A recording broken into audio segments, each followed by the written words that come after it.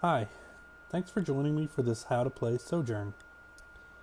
As you know by now, Sojourn is a time travel game where you're a time traveler who has been lost in time because he was trying to travel back to his home date of May 20th, 2020, and he accidentally ended up at May 20th, 25 million BC. His time fragments split into 4 different pieces, and he has to travel through time in order to find his missing pieces and get back home with his limited resources. The game comes with a deck of 25 time stream cards, 39 destination cards. The art on this card back is not quite final. A home card and the Jurassic period start card, and 2 percentile dice. Oh, and also the wooden blocks, the red which represent your health, and the blue which represent your time charges, and the green which represent the time sphere pieces or the time sphere fragments that you're looking for. So the way the game works, you start out setting it up like this, in this fashion. And you start by drawing 5 time stream cards after you've shuffled the decks, of course. So I'll quickly go through the different types of time stream cards so you know what those things are. So we have Fracture, which allows you to add a new destination to the timeline for no cost. We have Bandage, which allows you to restore 1 health, which is the red cube. We have Temporal Battery, which allows you to add 1 temporal charge, which is the blue cube. We have Paradox, which allows you to travel to a destination for no drop or charge cost.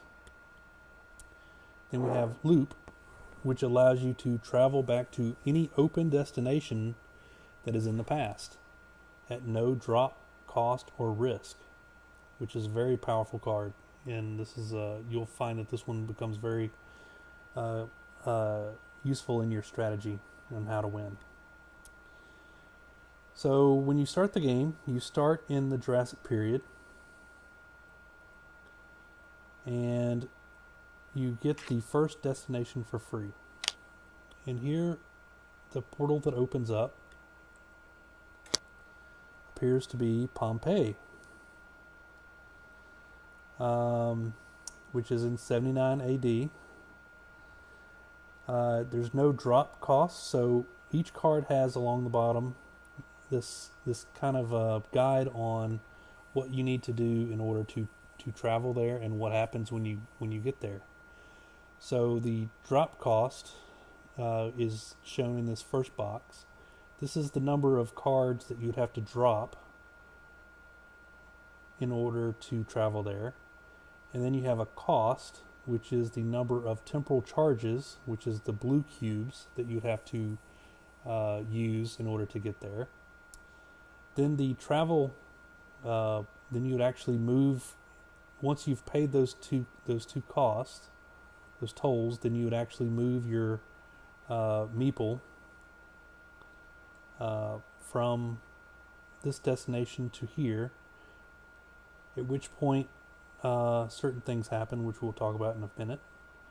Then once you land in that particular area, then you have a risk of landing in somewhere bad. You may land in the volcano, you may land in a lava flow, you may land on something of bricks falling down in this particular case. So there's a pretty high risk of going to Pompeii at 90%. And the way you resolve the risk is you roll the percentile dice in order to see if you can meet or beat the 90%. If you fail, you take health damage, in this case 4, and whether or not you fail or succeed, you gain a number of time stream cards, which you draw from the time stream deck. So I'm looking at this particular one and I'm thinking, okay, well, that's a pretty high risk to go there. So I'm actually thinking that I'm going to use my fracture card, which allows me to add a new destination to the timeline ahead for no cost. So on your turn, and of course it's always your turn because it's a single player game, you may either play a card from your time stream hand, you may travel to a destination, or you may open a new destination using a charge from your time charge. So you can either, at this point, I could either open a new destination by playing a charge from my from one of my blue cubes, or because I have this fracture card, which, like I said, allows me to add a new destination at no cost, which I'm going to use. I'm going to discard this, which allows me to draw a new destination. And when you open a new destination, you place it in the position right above where you're currently at. If there's currently a card there, you either place it to the left or to the right. I'm just going to place it to the right for now. So the new destination that I drew is the Crusades. 1096 AD. It has a drop cost of 1, has a time charge cost of 1, which is it's higher than Pompeii, but the risk is 75% to go there, which is a little bit less. So I think I'll go ahead and take the risk, which means that I need to drop one of my cards here. I'm gonna choose to drop my bandage because I'm currently at full health. So I'm gonna drop my bandage as my first cost. The second thing I had to pay was my time charge cost, as indicated by the blue box. Then I actually step through the portal and I land in the Crusades. When you travel to a destination, one of the things that happens is a new destination opens up for free. And when you open a new destination, you put it just above where you are.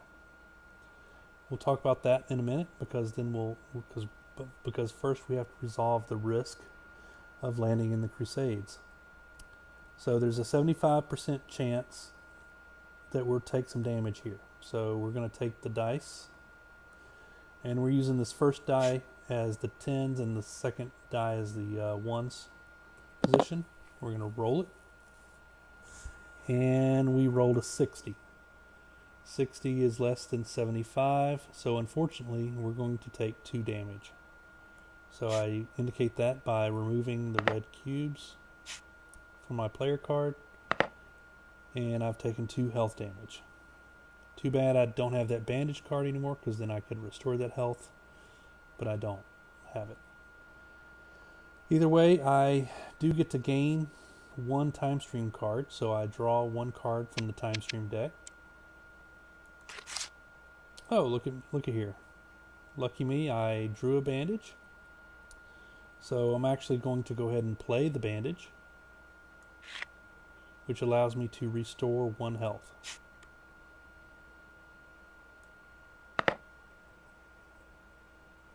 Now let's see what this portal was that opened up.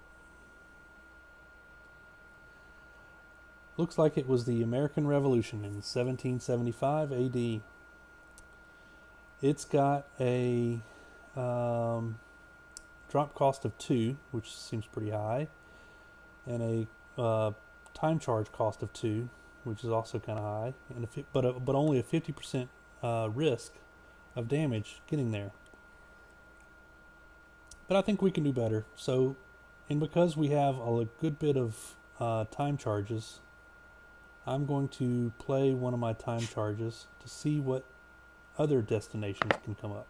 So this is another way that you can open a destination, is by playing 1 blue time charge which allows you to open a new destination. And again, when you open a new destination, you place it in the timeline right above you. If there's a card already there, you place it either to the left or the right. I'm going to choose to place it to the right, just because. And in this case, I got the stock market crash of 1929. So this one it's got a 3-4, no risk, which is really good, which means there's no chance that I'll take any damage. The cost is really high.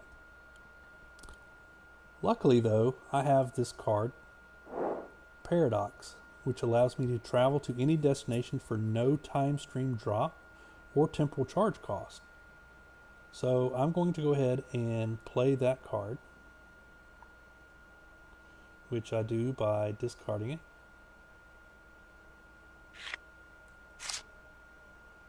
Oops.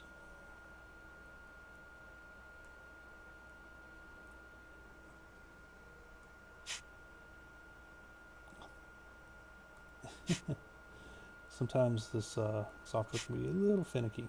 Anyway, there we go. Good enough. So I paid that. So now I've used the card to skip the drop cost and the time charge cost, which now I'm going to use. I'm going to travel, take my meeple, and I'm going to travel to the stock market crash. There's 0 risk, which then allows me to leads to gaining 1 time stream card, which I do by drawing a card. And looks like I received a temporal battery. So a temporal battery allows you to earn back. It restores 1 temporal charge. So since I have 2 of these, and I've used 2 of the blue temporal charges, I'm going to play both of these actually.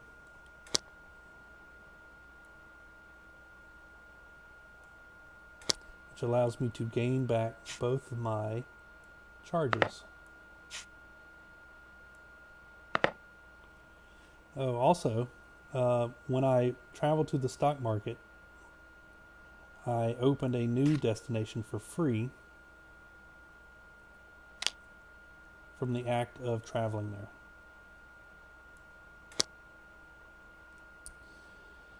What did we open up? So we opened up Vietnam, 1955 AD. It's got a drop of 1, a cost of 1, 75% risk, and a gain of 2. That's a pretty good one.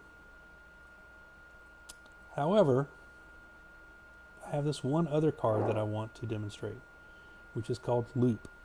And it is a very powerful card, because what it allows you to do is travel back to any open destination from any timeline for no cost, no cost, and no risk. Now it has to be in the past. So I'm currently in 1929. So that means that I could not travel, for example, to 1955, because that's in the future from where I'm at currently. However, 1775,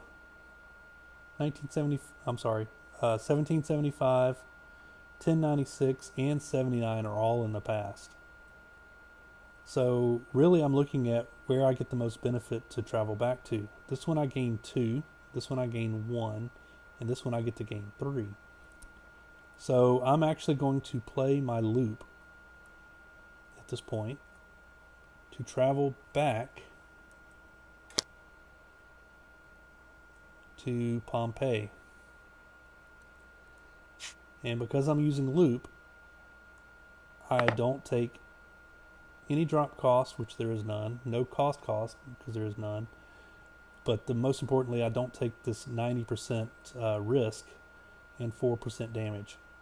But I do get to gain my 3 time stream cards.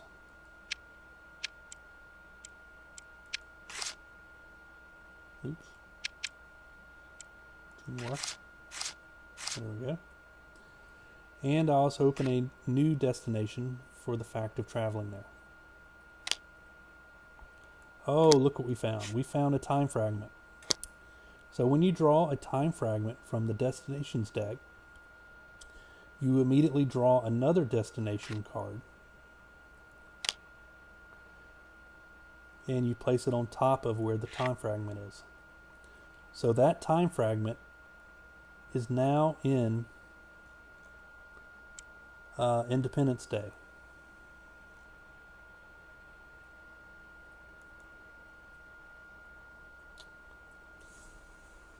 This one has a cost of 3. A drop cost of 3, a cost of 3, 25%, and a 1 damage. Luckily, though, I drew a paradox, which allows me to travel to a destination for no cost. So I'm going to use that because I definitely want to get to Independence Day, because this is that's where a time fragment is, which is very important because that's the goal of the game, is to find 4 of these time fragments and lost in time. So I travel there, but I still have to take my risk, and it's a 25% risk. So I'm going to roll this. Oh, and I rolled a 7, which isn't good. So I take the 1 damage, which isn't terrible.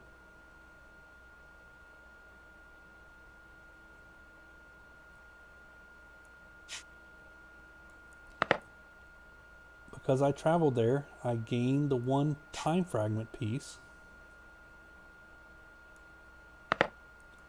I open a new destination.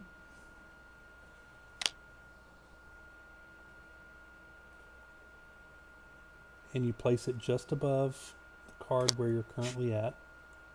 Looks like I opened the moon landing.